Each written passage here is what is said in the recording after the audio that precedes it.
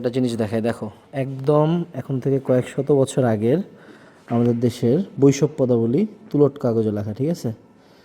আর এই জায়গায় সম্ভবত এগুলো তাল পাতায় লেখা, এগুলো হলো কী জিনিস আল্লাহ জানি না, কিন্তু এই টাইপের কিছু একটা জিনিস। দেখো এখন কত বছর আগে মানুষজনের জ্ঞান সংরক্ষণ করতো, বইটা ছিল না বাট বইয়ের মতো জিনিসপাতি আর কি।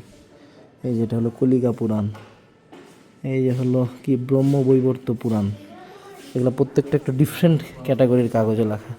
এগুলো দেখো, মানে লেখাগুলো কিন্তু পড়তে পারবা না।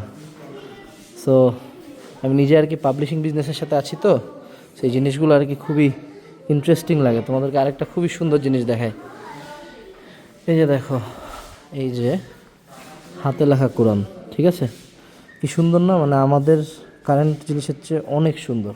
আর এই জায়গায় আরেকটা দুঃখের জিনিস আছে, এই জায়গায় দেখো যে মানুষ বিক্রির দলিল, আগে যে মানুষ বিক্রি হইতো, স্লেভারি অ্যান্ড এভরিথিং। সো ওই আবার মানুষ নিজে নিজেকে বিক্রি করতে হতো, এটা দলিল।